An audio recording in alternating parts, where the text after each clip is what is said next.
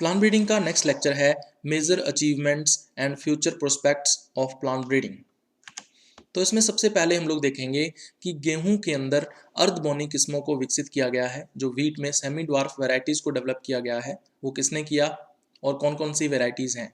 तो सबसे पहले N.E. बोरलॉग का नाम इसमें आता है, जिसने CIMMYT मैक्सिको में एक सेंटर है जिसका नाम है CIMMYT, वहां पर इसने गेहूं की अर्धबोनी किस्मों को विकसित किया था। अब जो CIMMYT है ये एक स्पेनिश एक्रोनिम है। अगर हम इसका इंग्लिश में अनुवाद देखें या इसकी फुल फॉर्म या पूरा नाम देखना चाहें तो इसका पूरा नाम बनता है international centre of wheat and मेज इम्प्रूवमेंट।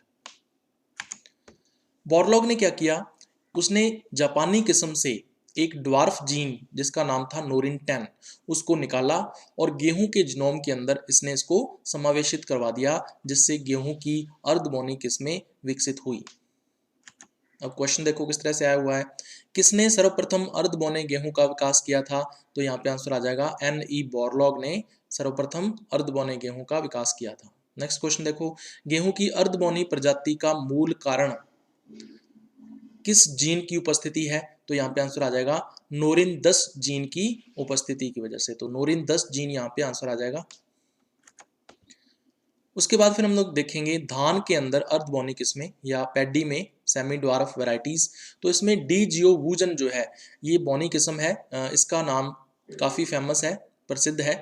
तो ये बोनी किस्म है, शीघ्र पकने वाली किस्म है और जापानी धान की ये ताइवान किस्म है, ये बात आपको ध्यान में रखनी है। इसके अलावा दो किस्में हैं, ताचिंग नेटिव 1 जिसको TN1 भी कहते हैं और दूसरी है IR8। इन दोनों किस्मों को IRRI फिलीपींस में विकसित किया गया था।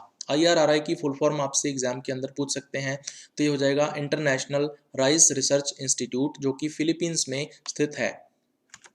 क्वेश्चन देखो किस तरह से आया हुआ है, डी जियो वूजन नामक बोना जीन पाया जाता है। तो डी जियो वूजन चावल की यानी कि धान की किस्म है, तो इसका मतलब ये धान या चावल में पाया जाता है। तो फर्स्ट आंसर इसमें आ जाएगा। उसके बाद देखो IRRI नई दिल्ली में स्थित है, गलत बात है। IRRI कहाँ स्थित है, फिलीपींस में स्थित है, तो इसमें आंसर आ जाएगा फॉल्स। उसके बाद hybrid varieties of pearl millet, बाजरा के अंदर संकर किस्मों की अगर अपने बात करें तो सबसे पहला जो बाजरा के अंदर संकर किस्म विकसित की गई थी वो थी HB1 यानी कि हाइब्रिड बाजरा 1। किसने डेवलप की, अथवाल के द्वारा ये विकसित की गई थी और इसको विमोचित किया गया था 1965 के अंदर, बाजार में इसको लाया गया था 1965 में।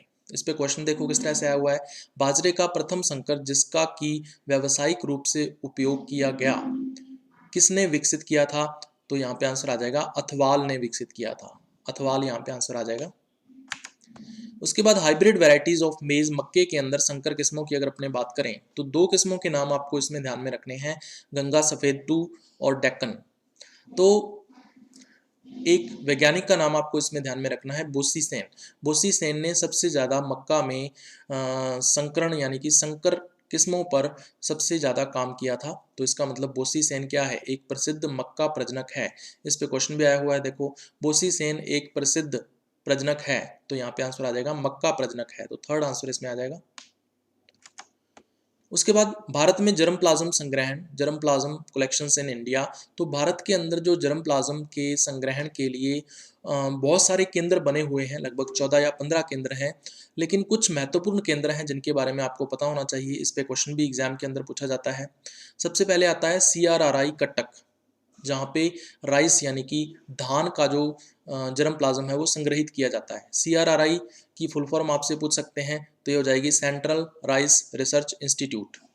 उसके बाद आता है DOR हैदराबाद, यहाँ पर तेल बीज फसलें जो हैं उनका जर्म प्लाज्म संग्रहित किया जाता है।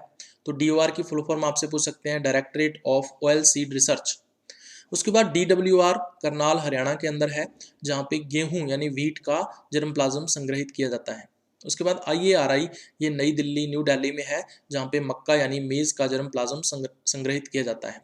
DWR यानी डायरेक्टरेट ऑफ व्हीट रिसर्च इसकी फुल फॉर्म हो जाएगी, और IARI का आपको पता ही है, इंडियन एग्रीकल्चर रिसर्च इंस्टीट्यूट, जो कि न्यू दिल्ली में है। अब क्वेश्चन देखो किस तरह से आया हुआ है, गेहूं अनुसंधान निदेशालय अजमेर में स्थित है, गलत बात है। मैंने आपको बताया कि DWR जो है वो करनाल हरियाणा में स्थित है, ना कि अजमेर में। तो यहाँ पे आंसर आ जाएगा फॉल्स।